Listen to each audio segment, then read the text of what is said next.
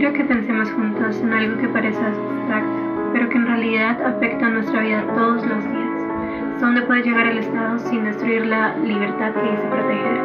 Para entender esto, tenemos que regresar en el tiempo, al siglo XVII.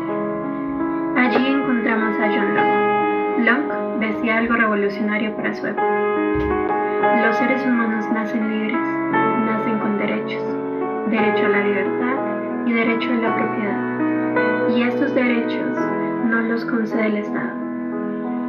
Existen antes del Estado, son naturales. Entonces, ¿para qué existe el gobierno? ¿Para protegernos? Locke lo resume de esta manera. El fin del gobierno es la preservación de la propiedad. Eso significa que el poder político tiene límites. No es absoluto, no es infinito. Se basa en el consentimiento. Y si el gobierno traiciona su finalidad, el pueblo puede retirar ese poder. Pero no todos pensaban igual. Thomas Hobbes tenía otra visión, mucho más clara y pesimista. Tal vez en su obra Leviatán, él describió un mundo sin Estado en donde todos desconfían de los otros, una guerra constante. Para él, sin un poder fuerte, la vida sería caótica.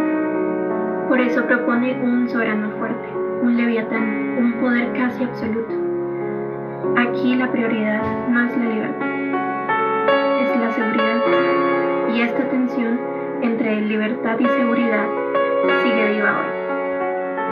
El documental China Estado Policial o Laboratorio del Futuro, producido por HBO, nos muestra algo contemporáneo.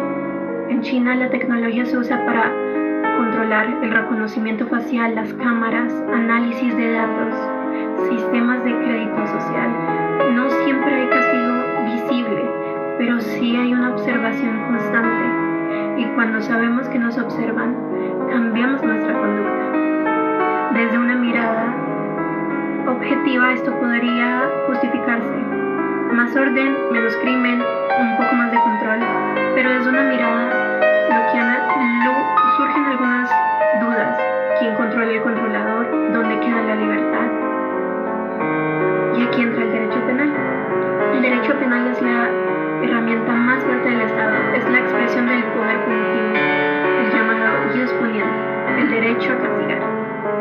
Pero ese poder también tiene límites. Debe tenerlos.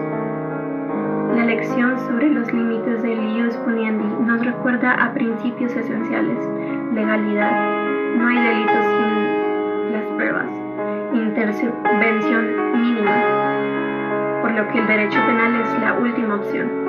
Solo se castigan conductas que en verdad dañan bienes jurídicos. Hay una proporcionalidad porque debe haber una pena justa, pues estos límites solo son para protegernos, porque cuando el Estado expande el castigo y cuando vigila todo, cuando anticipa un comportamiento, puede empezar a castigar no lo que hicimos, sino lo que teme que posiblemente hagamos. Y en ese momento, el derecho penal deja de ser garantía y se convierte en un mecanismo de control. Entonces, volvemos a la pregunta inicial. ¿El Estado protege derechos o administra libertades? El verdadero desafío no es elegir entre libertad o seguridad, es evitar que la seguridad se convierta en una excusa para eliminar la libertad. Porque cuando el poder de castigar no tiene un límite claro, la libertad deja de ser un derecho y se convierte en una profesión. Y la libertad nunca debería depender de lo que sea decidido por el poder. Y si seguimos profundizando, debemos entender algo esencial. El poder punitivo del Estado no es simplemente una facultad jurídica, es una manifestación directa del poder político. Cuando el Estado castiga, no solo impone una pena, está afirmando autoridad, está definiendo lo permitido y lo prohibido. En los lineamientos sobre el derecho penal y poder punitivo se explica que el derecho penal no es un instrumento neutral. El poder de castigar fue un mecanismo, un instrumento del soberano. Con la consolidación del Estado del Derecho, ese poder comenzó a limitarse. Y esos límites no son un detalle técnico, son una conquista histórica, por lo que el ius puniente debe entenderse como la última ratio, lo que significa que no todo conflicto social debería resolverse con un castigo, no todo problema debe criminalizarse. Cuando el derecho penal se expande sin medida, se produce lo que algunos autores llaman inflación penal. Cada vez más conductas se convierten en un delito, cada vez más espacios de la vida quedan bajo amenaza de esa acción, y ahí es cuando aparece un riesgo. El derecho penal deja de ser excepcional y se convierte en una herramienta ordinaria de gestión social. Eso es profundamente problemático porque el derecho penal es el instrumento más violento del ordenamiento jurídico. Puede privar de libertad, puede restringir derechos fundamentales, puede estigmatizar de por vida. Por eso existen principios estructurales. El principio de legalidad no es solo una fórmula, es una especie de garantía contra la arbitrariedad que impide que el Estado castigue según su conveniencia política. Exige una ley previa, escrita, clara y estricta, pero incluso con ley el poder puede desbordarse. Si los tipos penales son ambiguos, si se formulan de manera abierta, la legalidad se vacía de control. El principio de lesividad también es muy importante, pues solamente debe castigarse algo que lesione un bien jurídico, no solo un pensamiento o una forma de ser. Sin embargo, cuando el control tecnológico se intensifica, cuando el Estado comienza a anticipar riesgos, surge la tentación del derecho penal de ver enemigos en todas partes. Un derecho penal que no trata al ciudadano como ciudadano, sino como un potencial peligro. Y aquí iría la conexión con el documental de China. Si el Estado puede identificar patrones de conducta, predecir comportamientos, la frontera entre prevención y sanción se vuelve muy difusa. Se castiga lo que ocurrió o lo que ocurrirá. ¿Podría ocurrir? El principio de proporcionalidad también entra en juego. La pena debe ser proporcional al daño causado, pero cuando el miedo social aumenta, las penas tienden a endurecerse. El castigo se convierte en una especie de respuesta simbólica y entonces el derecho penal deja de proteger bienes jurídicos para convertirse en herramienta de tranquilización política, lo que lo hace muy peligroso, porque el poder punitivo, cuando no encuentra un límite firme, tiende naturalmente a expandirse. Aquí volvemos a Locke. Si el Estado fue creado para proteger derechos naturales, entonces el derecho penal debe ser una garantía, no una amenaza permanente. El problema no es que exista un castigo, el problema es cuando el castigo se normaliza, cuando se convierte en la primera respuesta.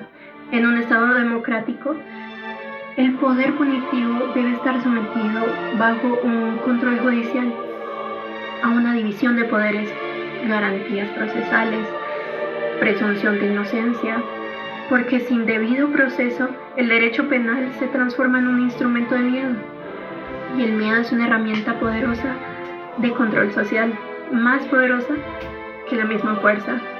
Cuando una persona teme las consecuencias gracias a la vigilancia, las sanciones, ellos adaptan su comportamiento, se autocontrolan. Ese es el punto más delicado. El control ya no necesita imponerse desde la fuerza, se internaliza. Entonces debemos pensar, ¿estamos frente a un derecho penal garantista o funcional por control? La respuesta viene de algo esencial. Depende de si recordamos que el poder punitivo es excepcional y que su legitimidad se sostiene únicamente mientras que respeten los límites, porque cuando los límites desaparecen, no desaparece solamente una norma, desaparece todas las garantías, y cuando desaparecen las garantías, la libertad se vuelve frágil. Por eso el debate entre la libertad y el Estado controlador no es un debate lejano, es un debate sobre el presente. sobre cómo queremos vivir. Un estado fuerte puede garantizar orden, pero solo un estado limitado puede garantizar la libertad. Y el derecho penal es el lugar en donde esa tensión se hace más visible, porque castigar es la expresión máxima del poder y limitar el castigo es la expresión máxima del Estado de Derecho. Ahí está el verdadero equilibrio entre seguridad y libertad, entre control y garantías, entre poder y límites. Y ese equilibrio es una tarea permanente. Por lo cual, esta reflexión lleva a si en realidad lo que está haciendo China u otros países, porque allí podemos ver de que hay muchos otros países que posiblemente también estén jugando el mismo juego, estén utilizando mecanismos de miedo, pero con base a lo que podría suceder. No solamente China, sino otros países, por ejemplo Estados Unidos, actualmente con lo que está pasando en cuanto a leyes de seguridad, inmigración, que en realidad es un atropello, porque solamente juzgan, según lo que también decía parte de los videos, es con lo que se ve, con la parte física. Si eres latino, inmigrante, si te vistes mal, si te vistes bien, posiblemente podría ser un criminal. Pero ese posiblemente hace que se estén violando muchísimos derechos internacionales y muchísimos derechos humanos. Si no le ponemos un límite, si no se le pone un límite al poder, el poder va a terminar por quitarnos por completo nuestras libertades, que es lo único que nos hace ser individuos. Si bien la parte de poner un límite a la persona para que podamos convivir, para que podamos actuar en sociedad y podamos tener un equilibrio, es algo indispensable, también es indispensable la libertad de creencias.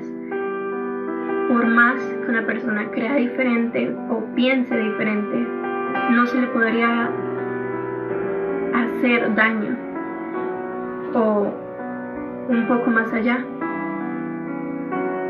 permitirle creer de que lo que está haciendo es algo continuamente malo, sino se rige bajo las mismas reglas uniformes de una sociedad sin personalidad, va a ser castigado. Esa sería mi reflexión sobre todos los videos. La parte del libro me encantó muchísimo.